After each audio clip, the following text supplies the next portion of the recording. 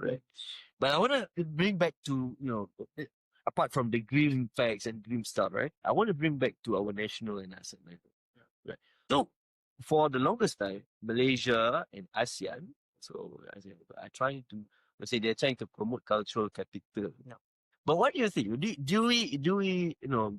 Have we ever put much of a thought in using and capitalizing this kind of cultural capital? The honest thing, the honest answer is no. No. But the media you consume is not by accident. More often than not, it is by design. There are countries around the world, governments, that want you to have a certain perception of some things. Some countries, for example, United States, they want you to think of their country in the most friendliest or favorable terms. So if you watch Hollywood movies, you feel like you want to go to Hollywood, you want to go to New York City, Yeah. Las Vegas, you want to go there because it's cool, it's fun, this country looks amazing. Yeah, good.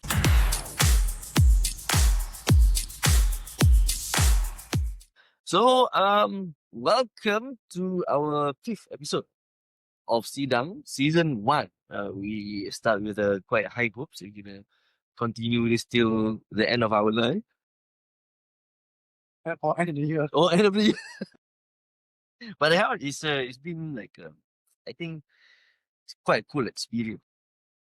We kind of jumped a lot of things. Yeah. I think what by the way, what was your reflection for the last episode that we did?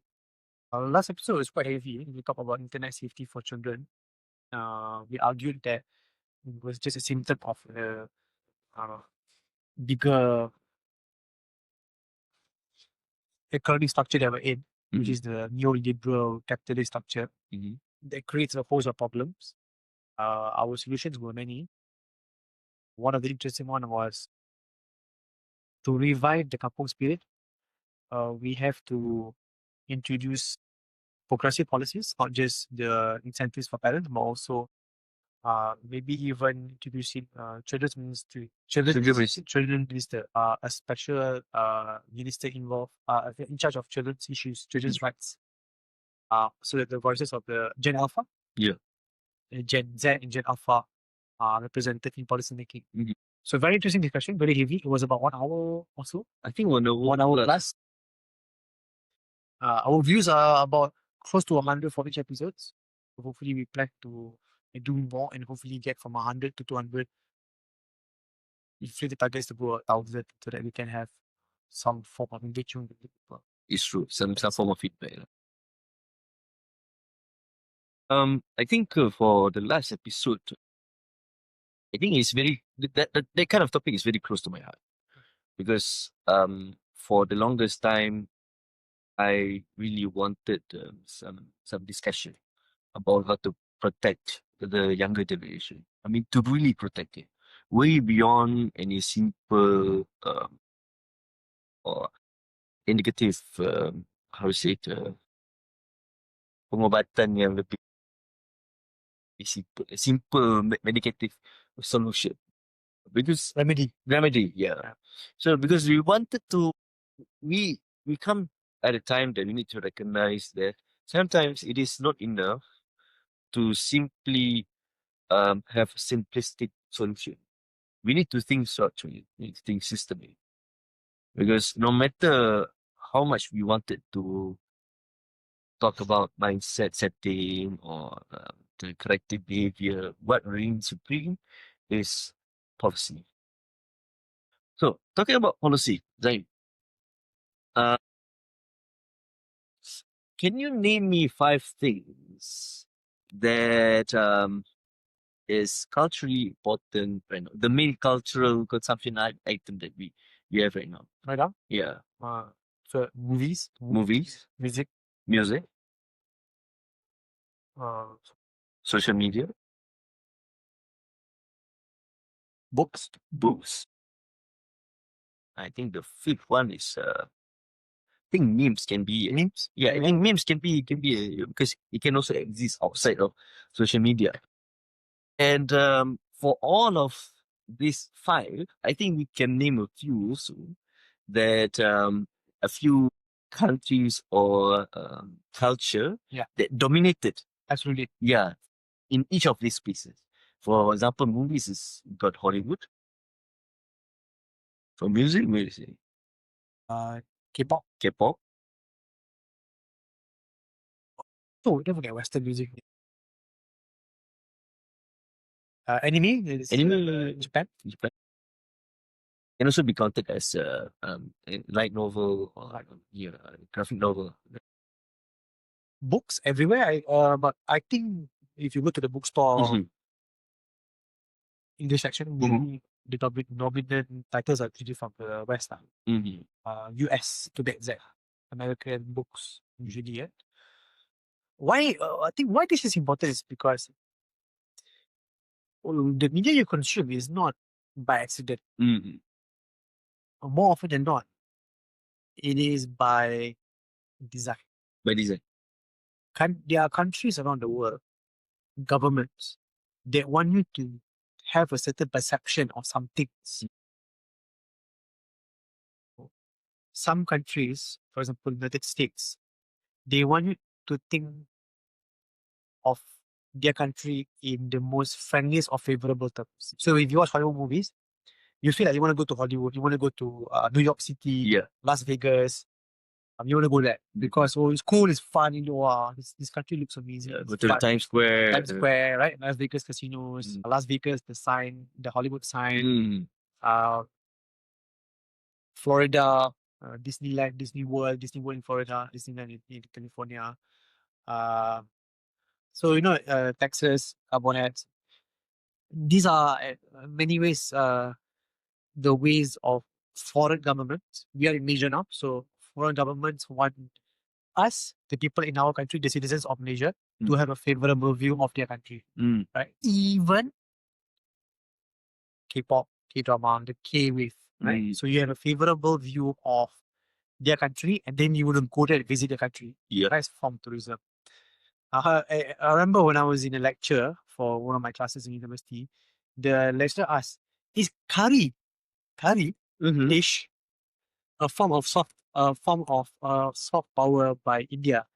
Maybe, maybe not. It's a very interesting question because sometimes we think of these things are not exactly absolute, right? There's no black and white, but maybe. It got me thinking though, it's very interesting.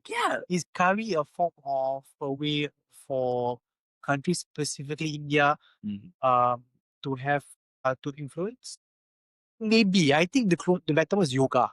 I think of yoga, I think of India, right? Why is this important? Because if you think about what you consume, you have to be aware of where it comes from. True. Right? Especially on social media. You don't forget that Facebook, Instagram, under Meta, WhatsApp. You have Twitter, that's US, American companies. Then you have TikTok, Chinese. So they may or may not have a particular slant or angle when it comes to the content being presented to you. They may or may not be. Sometimes they are political angles that you have to be aware of. I don't want to get technical here. I'm just jumping in right to this.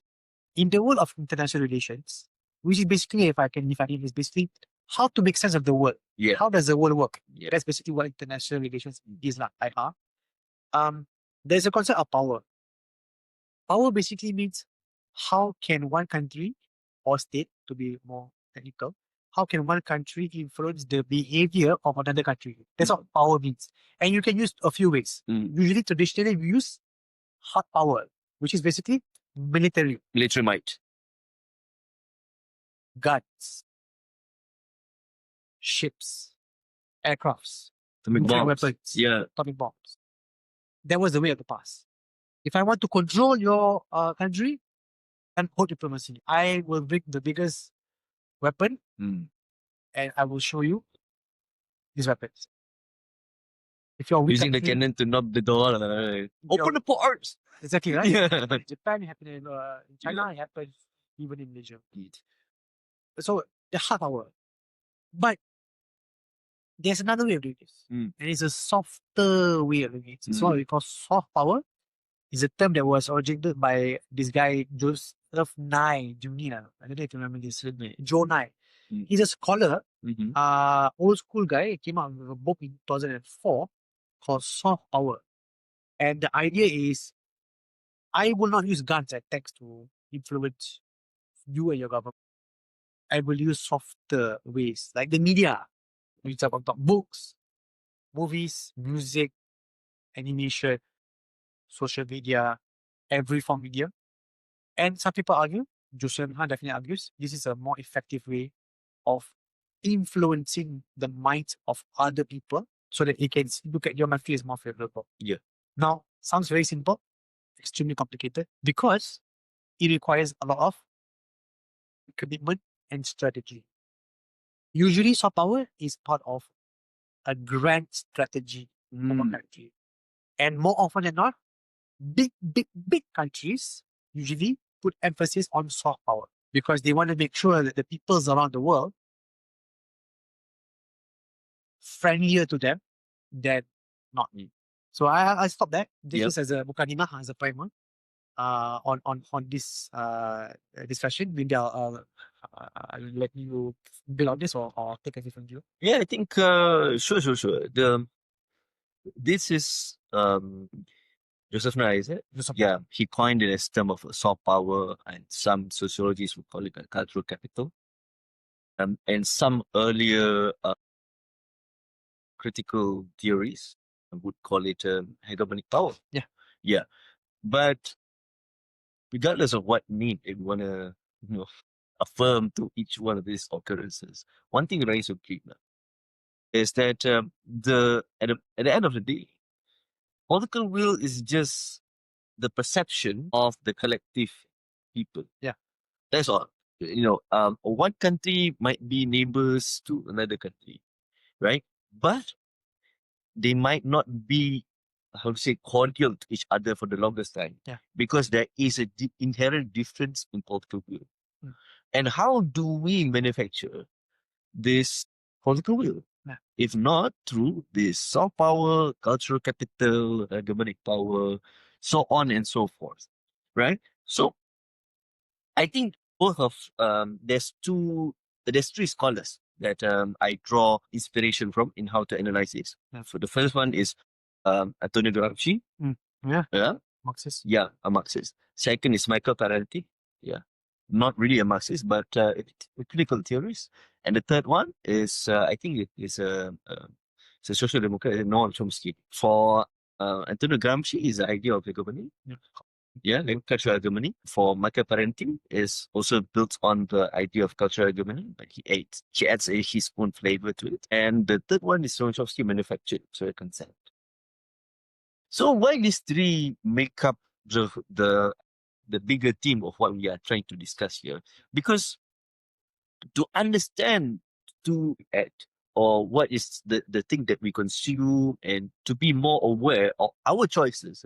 Sometimes choices is not really ours to make. Yeah, we have the illusion of, you basically you can buy a house, but only if you got money. Right. Or you can only buy one house.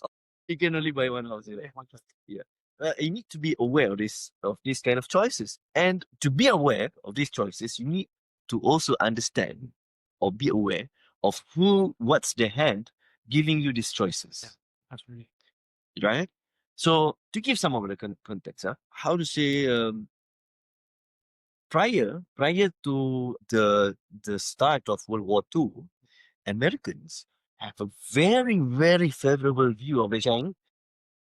I think in the early 20th century, up until the first beginning of World War II, Americans have very, very favorable view of the Chinese. There's a propaganda piece. Well, if I'm not mistaken, I will maybe I will cite it in the description. The propaganda piece, they showed a picture of how to say it, China Shek. Yeah, China Shek, yeah. Riding a horse and then showing the Americans, the Chinese people. And in the in the description, they say, "Oh, the Chinese people are the poor East Asians. They are democratic. They are very advanced in culture. They represent so on and so forth, and they're not too different from us, civilized Western Americans." right? And in that same propaganda piece, they draw a comparison with the Japanese.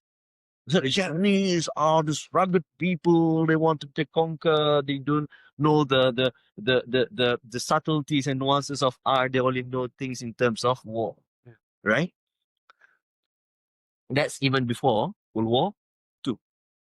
After World War Two, suddenly things change. Yeah. It's the Chinese that are described as brute, barbarians, and the Japanese are described as, I describe as much more art, refined, and much more softer in their approach. Yeah. But the question is not to understand whether one thing is true or not, because we know as a historian, observer of social sciences, we know that things is nuance. There's nuance in everything. Yeah. Right? You say the devil is in the detail. And the point is to understand what actually drives the difference. Why there's a sudden change? Yeah. And one thing that I can inform you, the sudden change is the matter of power, matter of alliances, and the matter of war and domination.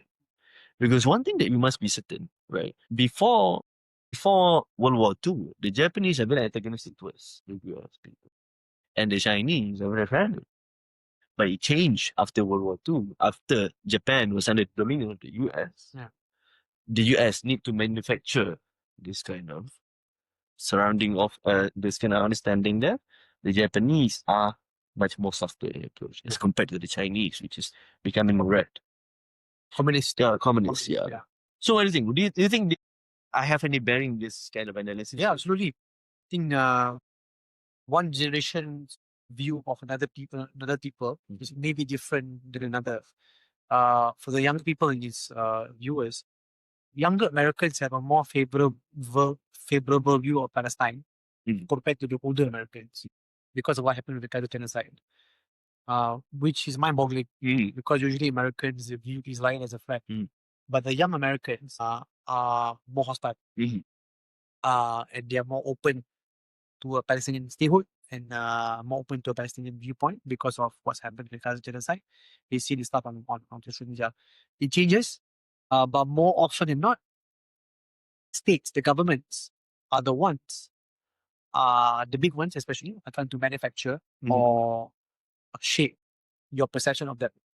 And you mentioned the difference of the public perception in America towards China and Japan. Going back to Malaysia, and this is more fascinating. The Japanese occupied Malaya for 4 years. 4 years, 1941 to 1945. And for the many people in Malaya, especially Chinese, that were oppressed, persecuted, murdered by the Japanese occupation, it was only 15 years later when a Chinese Malaysian businessman brought in Honda. And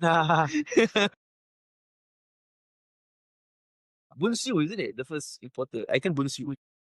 and then and he talked to any Malaysian now, especially Chinese as well, right? Honda and Toyota is the ultimate brand. There's a reason why the resale value for Honda and Toyota in Malaysia is very high. Right? Because Malaysians love Japanese cars. Yeah. Despite the fact that we were occupied in a brutal Japanese occupation for 4 years. The things change. There are conscious efforts by governments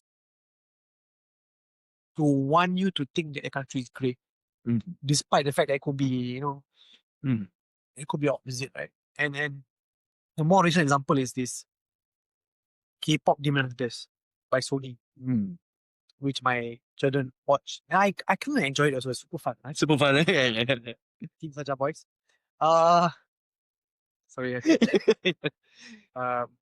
And one thing about this K-pop stuff, and I'm not a fan of this music, right? But people think it's organic. People think that BTS, Blackpink, these are organic. It's far from the truth. Never organic. Never organic. The government, the South Korean government, in 1994, there was a presidential report, and this is fascinating, I know, man. 1994, there was a presidential report that showed the movie Jurassic Park. I don't even watch this movie, the first one, the very first one, super good movie. Yeah. The first Jurassic Park movie, the revenue for the movie was more than the exports of 1.5 million Hyundai cars. And the policymakers in South Korea was like, my God, this movie can bring more money than the 1.5 million Hyundai cars that we're exporting. And so they made a conscious decision to essentially boost resources into their cultural, the Bureau of Cultural, Bureau of Culture, which eventually became the Ministry of Culture. And they made a commitment to fund the arts in Korea. I think there was an aspiration by one of the presidents in the late 1990s. Aspiration was to spend 1% of the GDP on Korean arts, which is to be their cultural capital, cultural exports. Right? So this is your K-pop, K-drama, K-what everything, right? Under that particular banner. That was in the 90s, yeah? It took time. So what did they do? They provided tax incentives. They provided tax cuts, subsidies for big entertainment labels. Why I'm gonna get this wrong. So those for me are BTS people. Or hype HYBE hype. Hi, HYB. Yeah, they manage. They basically manage. Yeah. Right. Hype SM Entertainment. YG Entertainment. I'm quite familiar. There's some scandals here. I know I've read it before. Like JYP, four major labels, and they're the ones that manage the idols. Right, the top represent the idols. So they got tax cut, they got subsidies to produce all this stuff, right? Music, drama, movies. And it is amazing, right? It took them out of the 10, 20 years. Think of this as in Malaysia, Academy Fantasia. We have a similar concept, like American Idol, but in Malaysia, Academy Fantasia, where they nurtured these talents, but not Malaysian one was like when they were, a bit older and only for a few months. Korean ones from the time they're young. Betul. And it is a royal, what it is like a dog eat dog world, right? You bring in about 20 people, and you can only have 5. I know this because I watched the Blackpink documentary. It's mind blowing, right? It's not easy to become an idol. Years and years. And you start out as a teenager, and when you graduate, you're already like 18 or 19 years old. So you train, you sing, you learn everything, you become a really an idol. And that's why they're doing it so well, because these superstars are manufactured. Talents that are in talent, diamonds in the rough, essentially they are refined and defined, and person becomes idols. That is by design. These are not, maybe they are, some of them are organic, maybe some of them are organic, I don't know. But South Korea, to the K-wave, Hallyu wave, amazing policy that they've achieved. I need to read some stats here to show you how amazing it was, right? So they spent 0.2. So 1% was the aspiration, 1% GDP spending, but they only spent 0.2 to 0.3%, which is a lot of money for arts. Yeah. For arts. A lot of money. That's a lot of money. Yeah. What happened was, as entertainment, YP, cultural content exports reached $13.2 billion in 2023. So exports, yeah. So export only. 13.2 billion. There's even this thing called the BTS effect. They studied this, right? So BTS, the band, they were able to bring people to come to Korea for holiday, tourism. And apparently it added 1% to the GDP. One band, BTS. By the way, they love BTS so much. I don't know if you know this, right? Yeah. I think I know a bit too much about it. To defer their national service for 2 years. But they went for national service. And then when they went, I think 2 years ago, whatever, last year, then BTS took a break. And now they're back. So Korea, I think, and countries have tried to copy this. Right? Japan started to do it. China has started to do it. But the Chinese, the South Korean Hallyu wave. I think it's amazing. Just a few more stats to show. So BTS, I was mentioning earlier, sorry, 0.3% GDP. I got it wrong. I got excited. 0.3% GDP, $4.65 billion, right? Annually to the current economy. Hallyu cultural exports also, 14.16 billion in 2023. So it's not just movies, right? You have tourism, cosmetics, fashion, and entertainment. So this has shown that Korea, this Hallyu K wave has shown how when you put in the right incentives, the right policy design, it can really change the trajectory of the country. It's not just economy, it's the reputation of Korea. It's true. I actually went to Korea also 3 years ago or 2 years ago to Seoul. And I was there. Again, I'm not a K-pop fan. I'm not K whatever fan. When I was there, I saw so many Malaysians, because we have direct flights from KL to Seoul. And I saw many of these people, obviously fans, I saw them walking and they were trying to retrace the steps of some of these dramas. When I went to the DMZ, the militarized zone between North and South Korea, it's actually very popular. I thought for the history. No, man. Because there was a show on Netflix or whatever. Because of the show? That basically popularized DMZ. Basically, this South Korean soldier escaped down to the south, defector lah. And he fell in love with his girl. Yeah, it's called Crash Landing on something. It's a show. It's an actual show. And that popularized the DMZ for the younger people. Obviously, I'm old because I went there because I love history. But people also went there because of K-drama. It's a very peculiar way to appreciate history, though. It's not even history. History. I go to DMZ because there was this show that I watched. They fell in love with this area. And by the way, the South Korean government encouraged that. They allowed the filming of the this show in the DMZ. So, Korea, soft power, right? Luma, one of the other things that you also maybe want to share when it comes to soft power is any examples, case studies? Yeah, not really much of a case study, but one thing that I really wanted to point out is whenever people say that something is not that deep, actually it is very deep. Even though superficially it doesn't, it like it flew under a lot of people's radar, right? But the great one of the markers, the hallmark of a great policy is when people don't even realize that it's a policy. Yeah. And that is the true, how to say that, the true touch of a master. Because, for example, we said about Korea. Yeah. The previous understanding of what Korea is, like even before K-pop, is Korea is a backwater country. Yeah. It's authoritarian. Dictatorship. Under Park, I forgot the name of the president. Yeah, it's a dictatorship. Even until now, actually, it is a dictatorship. It is because the policy was guided much guided by the chaebolis. And whenever that people like us trying to analyze things and understanding things correctly, and you got this. They said, "Oh, it's not that deep. It's just people understanding it. People just assume." No. There's legitimate papers, legitimate funds initiated by the government that directly not even is go way beyond correlation now at this point. It is causation that cause people to like a certain articles of cultural capital. Yeah. Right. And these kind of things makes me wonder, right? Is this like a one of cases, or there's actually a trend that we can follow? And to be fair, it is quite hard to pinpoint whether this one lead to another, right? If you want to take the broad strokes, or which country do what, which country do what.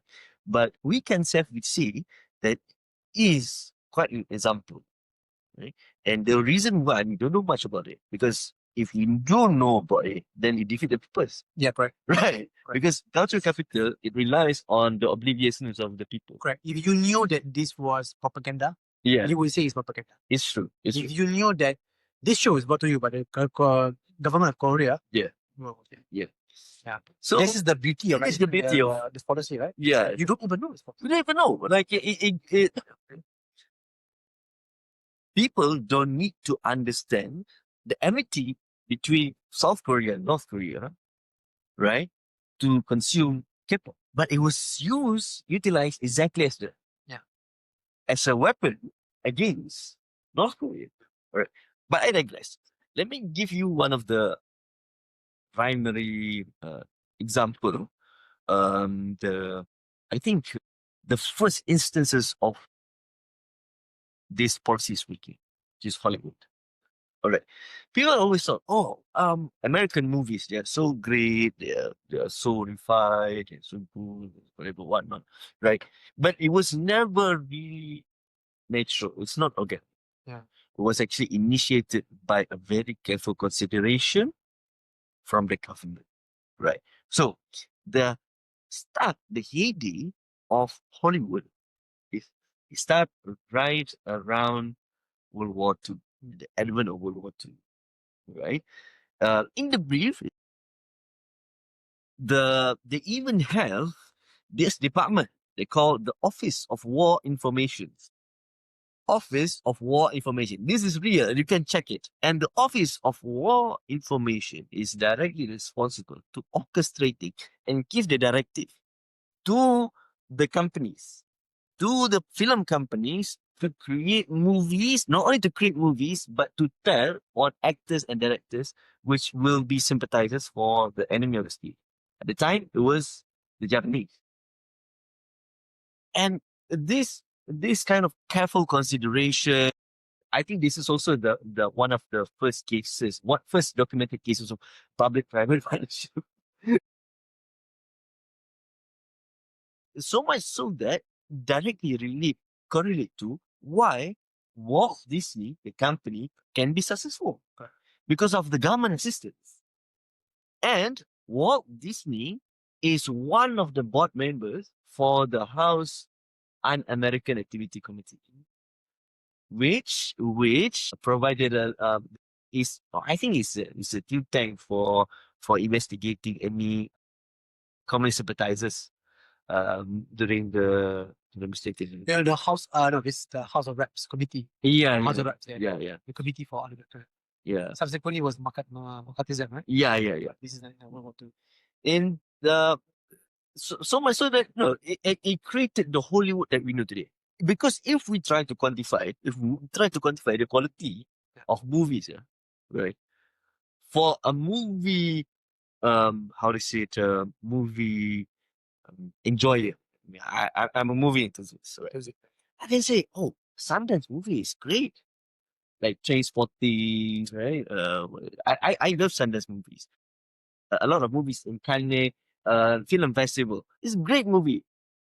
And it is miles better than any of those Michael Bay Transformers movies. Objectively speaking, culturally speaking, the one that made them up is the American movies, the Hollywood movies. Why? Because it was literally shoved down to our throats. Was shoved down to our throats, and the only reason why people consume because that's the only media available. Right? If you remember correctly, if we follow even the history of the formation of our nation, one of the tactics utilized by the British forces, the Allied forces, to counter the Japanese and to counter the communist insurgents in Malaya is in Malay called Jeraya Wara. So what they do is they will go around all these kampungs, all these villages, and they will set up a projection, the cinema lah, a movable cinema, and makeshift. Yeah. And you know what they will show? They will show Tom and Jerry first. It's true. And all these kampung people, they flock to this makeshift cinema to watch Tom and Jerry. And it was recorded by A. Samad Said in one of his novel, Salina. Kampung dekat ni, dia watch like, I'm not tengok cartoon, right? Yeah, it's true though, it's true. But in between the Tom and Jerry episode is propaganda. So like advertisement, instead of advertisement? Yeah. Yeah, and this is like there was you can go to YouTube and you search for British Party. And British Party is the one documented and upload these propaganda pieces. Yeah, it's Except this time you can't skip ad. yes. You can't skip the propaganda. You cannot see. You can't skip ad. Yeah, and all this, the villages, we see this kind of media say, oh, it's true, it's probably true. Why would the government lie to The bad commies, yeah. Yeah, bad comments. Very scared. Yeah, and this is the sad thing is the same tactic is still relevant to this day. Absolutely. Yeah. It's interesting because the lasting effect of the anti-communist propaganda can still be felt today. Yeah. Malaysians, generally speaking, are very wary of left-wing parties. True. Parti Rakyat Malaysia, the Parti Socialist Malaysia, Labour Front. Yeah. Generally left-wing parties, if you ask Malaysians, generally speaking, they don't have a favorable view. And most people cannot really put a figure on it, but you're right. I think historically speaking, it's because in the 50s and 60s, when this counter-insurgency campaign was being run, this essentially will tell people these communists are bad guys, right? Yeah. And not just communists, everyone on the left is basically bad. There was no nuance. And what happens is our grandparents will probably tell our parents, and then our parents tell us, and the effect can still be felt till today. But I think things are changing. People start seeing that. But actually, this is a very interesting alternative viewpoint. Yeah.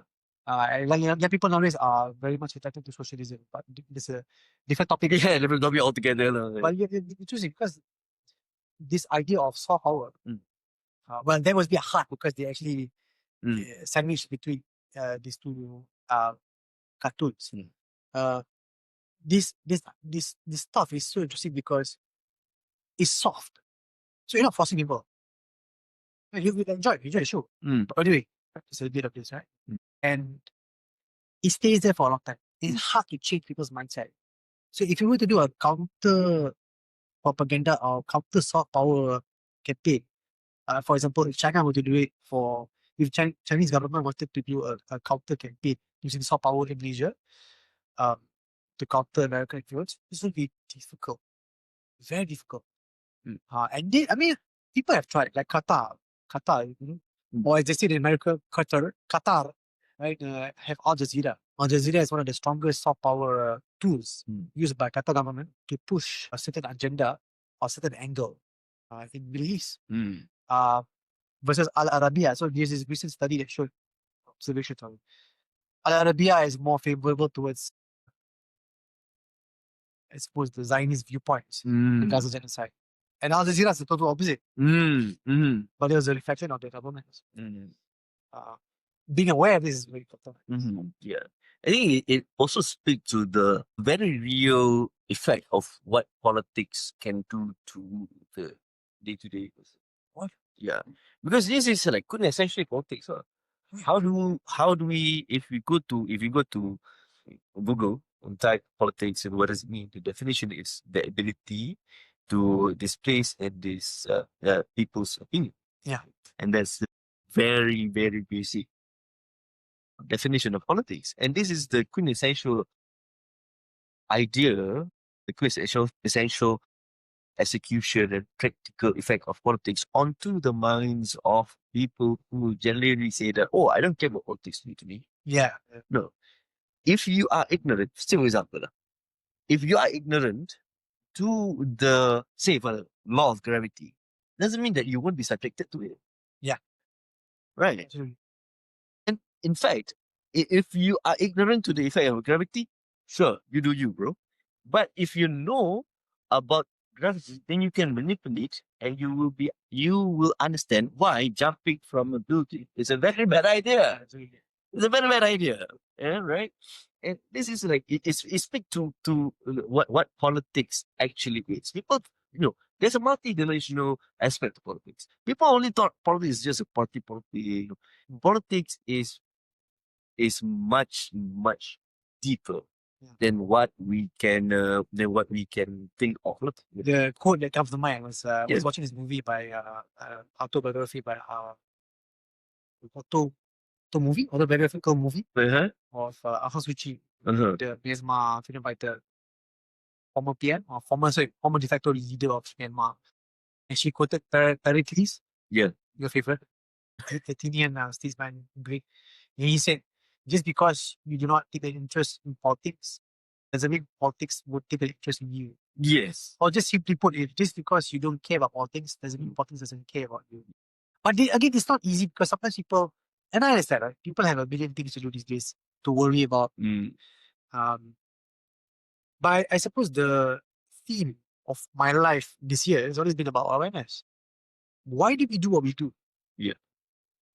And I think the intermission point here is when you consume something, you have to ask yourself, besides why, where does this come from? Where does this stuff actually come from? Who are these content creators? Who are these people? Is there a background to these people? I'm a bit late to the game, but I watched Mr. Beast last year. The biggest, I don't know if he still is, but he's the biggest YouTuber in the world. Yes. And I was just, when I watched his videos, it's interesting, 20 minutes, half past pace, he's optimized the way for you, optimize the way for you to get hooked on the videos so you don't change. It's so good, yeah. My 4-year-old who cannot watch, but he watches Mr. Beast, which is crazy, yeah. 4-year-old kid watches Mr. Beast. And so what I did was I read everything I could about Mr. Beast. And I listened to podcasts, people interviewing Mr. Beast, and I found out that actually this guy is pretty okay. As far as I know, doesn't really state back or government back funding or interest. It's important that you figure out when you are consuming content, where is it coming from. Because if you fail to do it or fail to do that, will lead you to become a sheep. And you don't want to become sheep. You want to become lion, right? So there's a big difference. Yeah. Take agency in your life, right?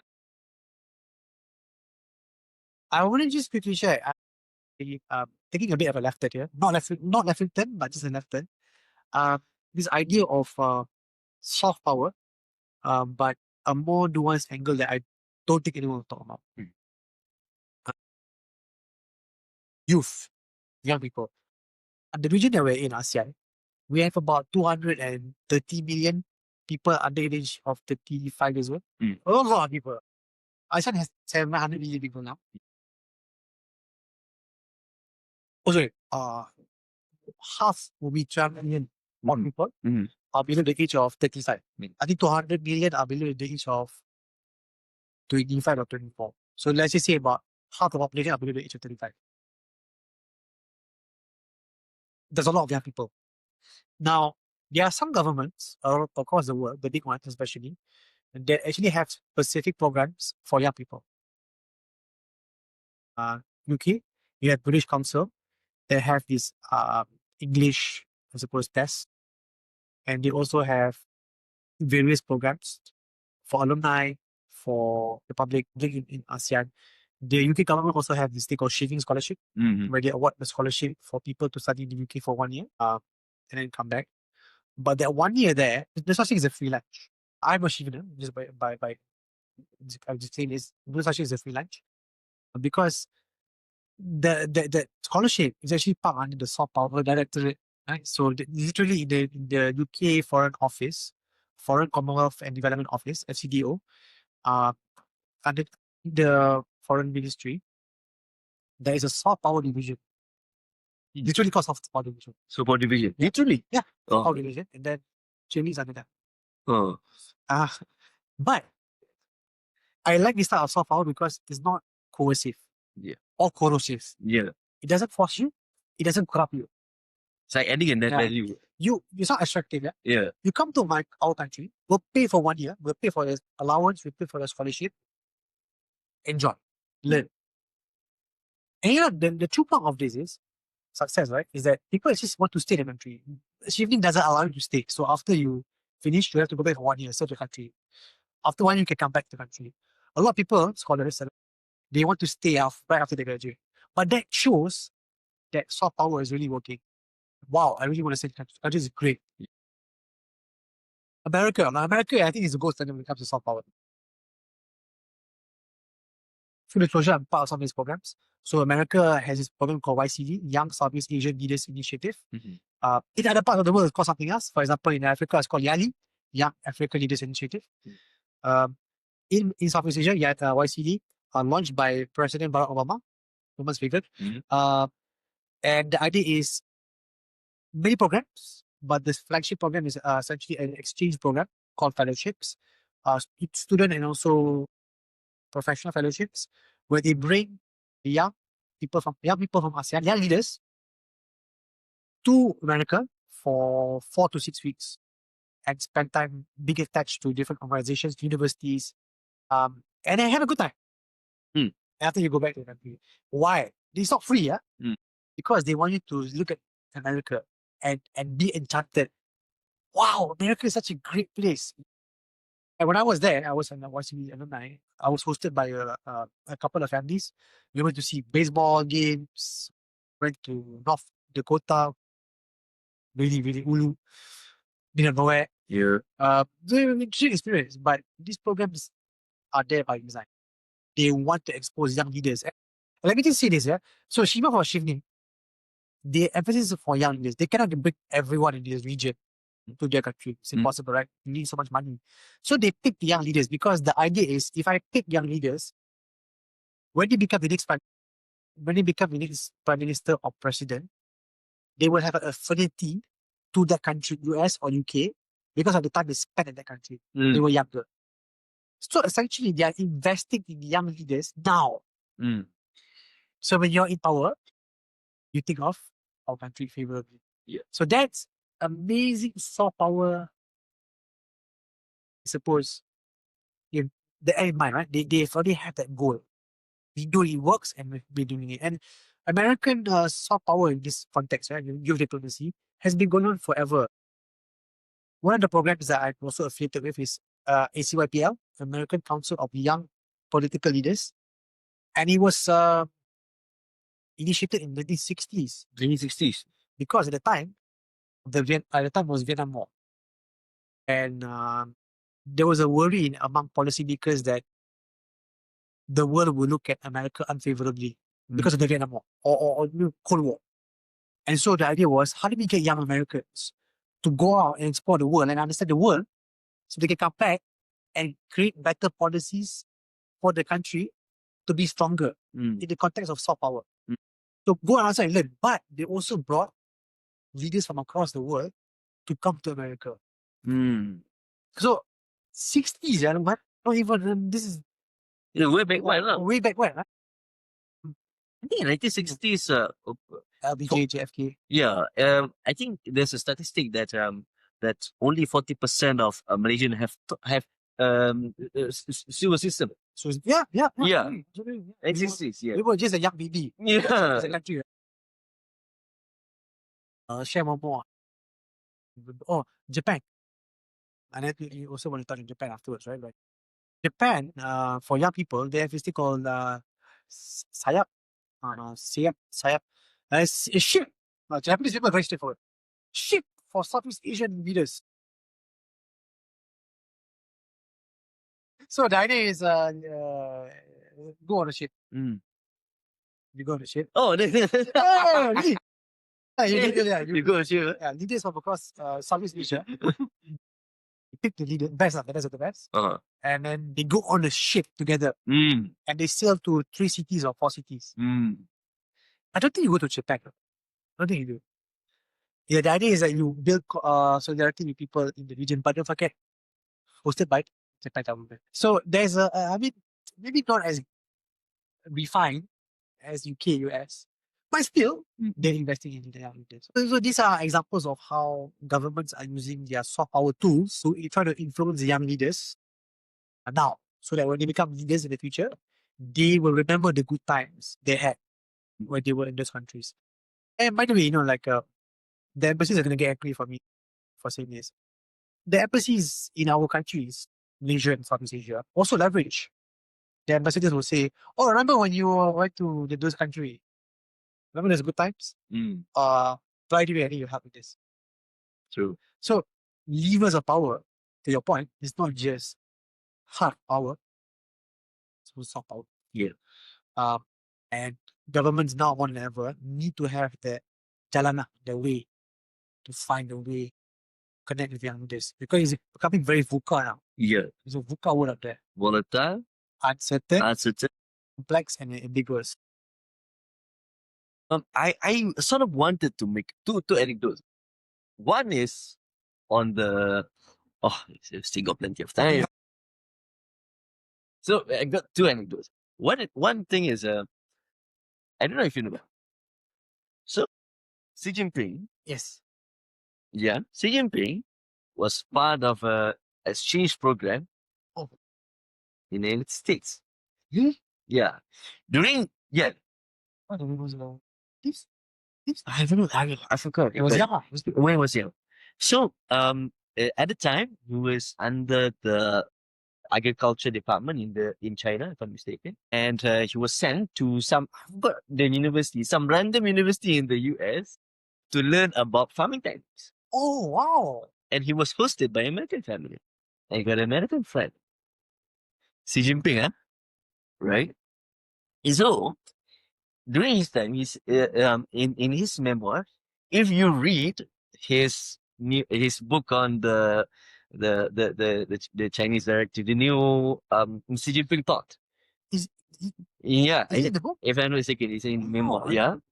So he said that he had such a good experience. He learned, it's all bullshit, and it's creates such a good impression on both parties, which is the university and Xi Jinping, that when he was first got the top job as a Chinese president, President? yeah, President. president, his first visit, if I'm not mistaken, you can correct me if I'm wrong, is to the university. Soft power. And because of that, the university and China have a very good relationship where China funded a lot of the farming research. Yes. And, this is crazy part. This the butterfly effect. Because of that, China uses in technology to empower China's farming, China's agriculture technology. And it increased output. Yeah. So all I'm saying is you cannot dismiss. You're gonna be overly dismissal over this kind of nuances, all this refined stuff. Sure. Yeah. I'll quickly tell you. Yeah. I remember I was having a chat with a friend. China has learned from America. China, one area that is always neglected around the world is the Pacific. What talks about that? Yeah. Right? And China, I don't know how many Pacific Islands you know, besides Tonga. And there's so many, right? Yeah. Vanuatu, Tonga, Kiribati. Yeah. Really ball knowledge to pronounce it correctly. Kiribati, yeah. Samoa, American Samoa, right? All these countries. There's one country that keeps providing scholarships, so they are deeper. And these small islands, right? Tiny population, small islands, they are also seeking, right? One country that consistently provides scholarships to the people. It's not Taiwan. Taiwan provides funding for sure. Consistently provides scholarship and volume, a lot of scholarships. China has been providing a lot of scholarships for people to study in China and then go back. And the embassies in these countries use them, alumni, to facilitate engagement. And they have learned from America. They have learned because they knew, like, okay, we may not be able to follow our cultural diplomacy, but we're going to double down on education diplomacy. We're going to pour in money, not just for BRI, but initiative, we're going to pour in money for scholarships. Yeah. So you come to our universities, right? Tsinghua, study. Yeah. Tsinghua will be amazing. Yeah, Come to Tsinghua. I think it's one of the greatest university in the whole.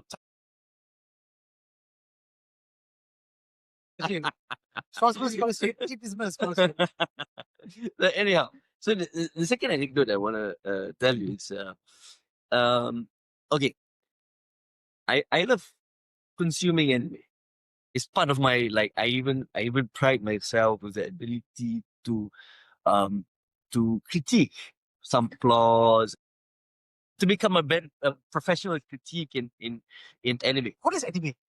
It's Japanese animation. What is it? Yeah. What's so fun about it? It's like another Cartoon. cartoons basically. But because of it was catered to young adults to adults, and therefore the plot and the storyline is a bit more complex than the usual Disney cartoons or the American cartoons. And because it was animated, the boundaries of what the artistic expression is much more rich in yeah, it's true. Yeah. You can Examples of the anime? like the classic one, you have Ghibli. Ghibli, but of the Ghibli even learns from Ghibli literally wanted to become the antithesis of Disney. Yeah, but he used the same technique as Disney. And you have great artists like Tatsuki Fujimoto, so on and so forth. Is Naruto anime? It is anime. It is Naruto. anime. Yeah. So, but I digress. I can I can spend the whole day talking about. Yeah. But the thing that what I wanted to touch here, I noticed there's a shift. Right? There's a shift between what is like constantly produced in the anime industry in the 1980s, 1990s, and early 2000s.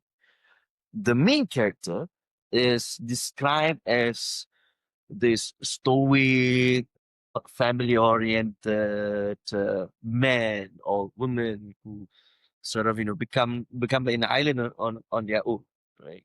But recently, under under the previous Japanese Prime Minister Shinzo Abe, there's a change. The anime industry started to be more family-oriented. And not only that, but and family not only family oriented, but focus on taking good care of the family, like Spy Family. There's a few others, and they put less emphasis towards stoic heroic main character, but rather towards a communal building enemy. That's sort of message. Funny enough, during the time of Shinzo Abe, his one of his policy target is to increase Japanese birth rates. And after the release of Spy Family, this can be verifiable in the data. After the release of Spy Family, the anime, the Japanese birth rate pump. People desire, to have family. Yeah, but because of the labor relations, they it was immediately dampened lah. Because technically people desire, but they don't have the ability, and that's what lead to the failure of the there's some elements to it. A lot of structural issues in Japan also. Yeah, Wrong towns. but that's the I'll say the family friendly effect about it.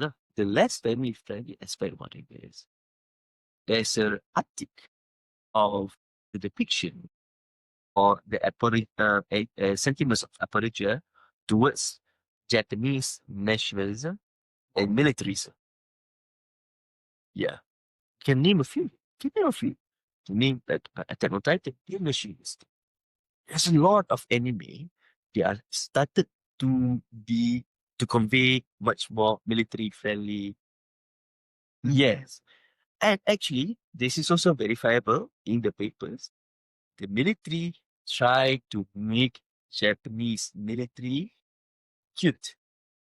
The kawaiification, this is the term, the kawaiification of war crimes. Yeah, Historical war crimes. historical war crimes, like ranking of kings, right? They depict South Asian as lesser, brute, and there's multiple other medias. And this sort of give to say that this kind of tactics are still being widely used. Not only in Japan, this is textbook propaganda, but we didn't know. Yeah. That even if that one media is not overt and is not very it is does not is not that subtle, doesn't mean that it is not a problem. Right. But I want to bring back to, apart from the grim facts and grim stuff, right? I want to bring back to our national and ASEAN. Right? So, for the longest time, Malaysia and ASEAN, so I try, let's say they're trying to promote cultural capital. But what do you think? Do we, have we ever put much of a thought in using and capitalizing this kind of cultural capital? The honest answer is no. No. But the understandable reason is because you don't have the funding, you don't have the resources. I understand that in ASEAN, including Timor Leste now, most of the countries that the only exception is Singapore. And to get Singapore's credit, Singapore launched this thing called the ASEAN New Fellowship. And I talked it before in the previous episode 2. Yes. Check out episode 2, talk about ASEAN New Fellowship.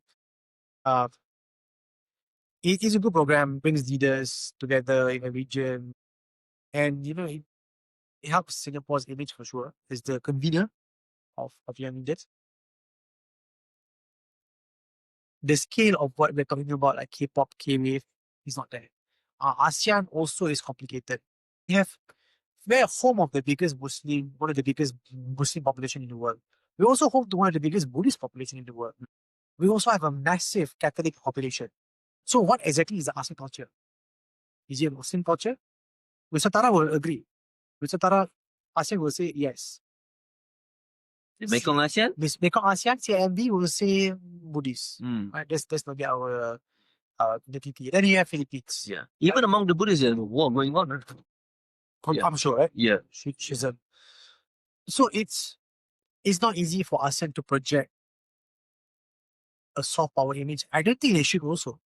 Because I think it's not only difficult, but it's going to look very messy. For example, the ASEAN song. It's in English. And it sounds really awkward. Yeah. It sounds like a communist song. But in English? In English, yeah. I don't know if you heard this ASEAN anthem. Go ahead and Google it. It sounds very communist though. Yeah. The way it's sung, and it's very awkward. Whenever I see it being played in official events, I don't think anyone is singing it song. Yeah. Despite the fact that it's on the street. So it's difficult. Okay, I have to say this, yeah. AirAsia, the number one airline, I suppose, of the region. AirAsia, I think, has been able to successfully project the ASEAN image creatively. If you look at ASEAN, if you look at AirAsia's campaign, and also the plane itself, they carry ASEAN logo, they carry the ASEAN feel. And when they promote ASEAN. They really do. They promote different cities in ASEAN. Jakarta, Phuket, right? They really do. They go all out to promote the different cities across ASEAN. I think it's because it's easier because they don't have to answer to 11 member states or 11 governments. So they can do it easily, right? But for governments in the region to project an ASEAN image, it's tough. We don't have the consensus to do so. And even if we could, it's difficult to project an image to the people and shared values. Like, for example, we don't wear slippers indoors. We don't wear. We leave the shoes outside the house. We eat rice with our hands. Most of the time. Some people don't. Yeah. Some island nation. One island nation. Pacific Islands? Let's not get too specific here. Pacific Islands? So there's some cultural values that we do share, but nowhere. US, UK, Australia. Australia is known for sports diplomacy. Yeah, I just want to say out there. Australia is known for sports diplomacy. Like New Zealand, rugby. Yeah. That's their diplomacy. Lord of the Rings. Yes. Yeah. Cinema diplomacy. Cinema. Yeah, it's true. Right? So we don't have that. I suppose we can. If we actually look hard enough, I suppose we can leverage our core strength. In tourism, I'm sure cultural diplomacy, we can. Yeah. But the region as a whole, to project the image to the world, is going to be that difficult. Because some kind of governments will say, oh, no, come to Singapore. Oh, no, come to Brunei Darussalam. Oh, no, come to Bangkok. So it's hard for us to benefit the region as a whole. Mm. Because we've been to Laos. Mm. And I'd love for people to visit Laos, to see the city, to see the culture, the Mekong River, right? It's true. Yeah, I love people to go to Phnom Penh. People will look at Singapore. People will look at Jakarta. People will look at Kuala Lumpur. Mm-hmm. Bangkok's number one, right? Bangkok dominates everything. Right? So it's tough. We should try and go on this project, but it requires a lot of intergovernmental coordination. I think so the bottom line is what we can extract from our lengthy discussion is when there's a political will, there's a will. For example, prior to the media restriction that is taken on, right? I like to use Japan as an example because they document a lot of this stuff, right? In Japan, media restriction. Oh, Meiji Restoration. Meiji, yes. I heard media restriction. Meiji Restoration. Meiji. Yeah.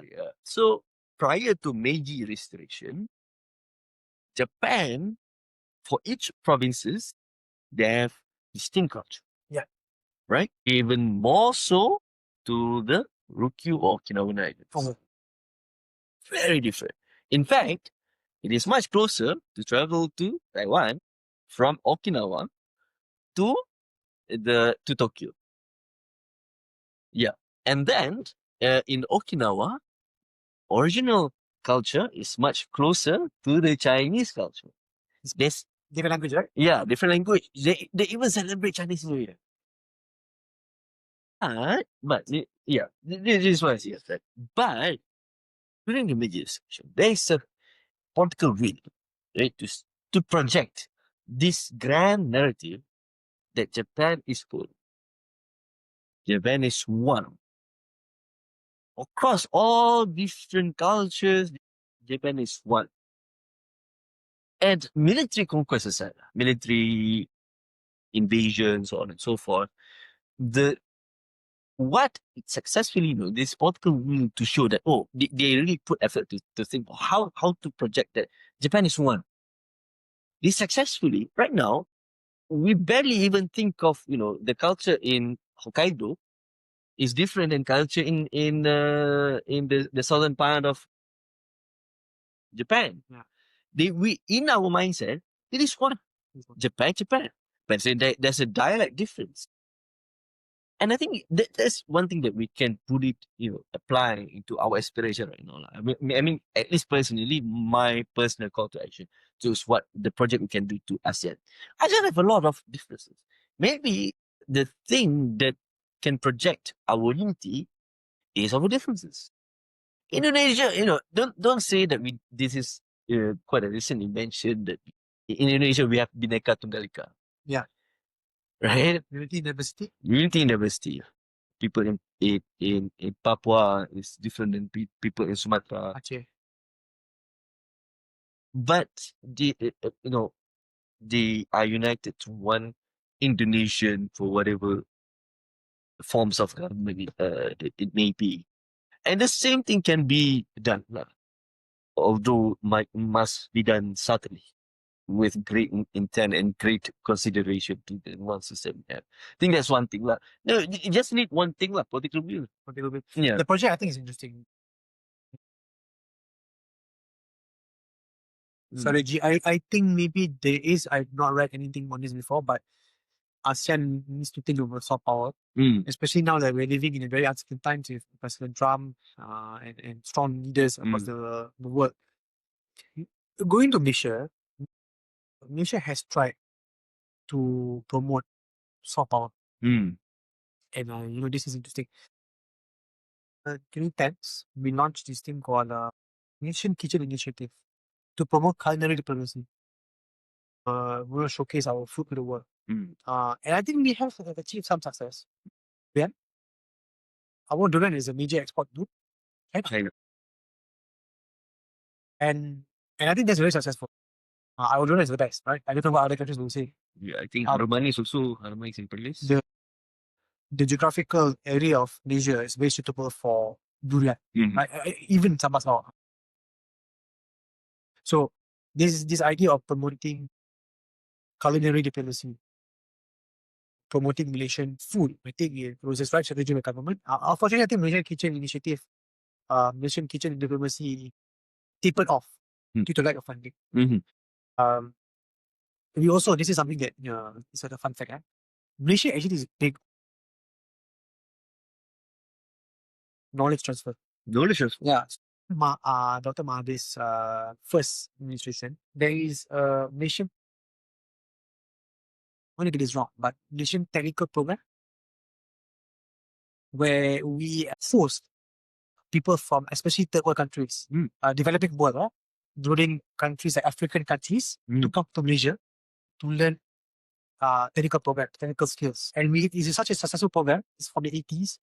It's still ongoing till today. And people actually have spoken about Malaysia's role in promoting, I'm going to get this right? Development in technical skills of NTP. So Malaysia has embarked on soft power, but I suppose the lack of budgetary allocation, we have fiscal constraints. Essentially, we don't have money to allocate. But I think on a serious note, Malaysia needs to think of our cost track. It has to go beyond culture. True. Our culture is great, no doubt. But to sell that to the world is going to be difficult. Give you the recent example of, not recent, but an old example of Crazy Rich Asians. Remember that movie? Even though it was mostly filmed in Malaysia. Right? Remember Karposa, Langkawi, even parts of KL and Johor, Penang, Penang, right? The book mentioned. But Singapore got most of the early. People thought it was filmed in Singapore. And obviously there's a complementary role for Malaysia and Singapore, right? Especially Johor. JB and Singapore are intertwined. But Malaysia needs to take these cultural exports and cultural diplomacy seriously. Because, and I'm not talking about culture, I'm talking about beyond that, right? We had this event more recently about Islamic tourism. Malaysia can leverage that. We're strong in Islam.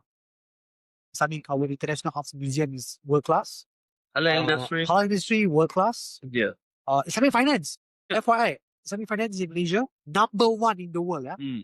For the past, since the Global Islamic Economic Report has been out, but we have been number one, above and beyond Middle Eastern countries.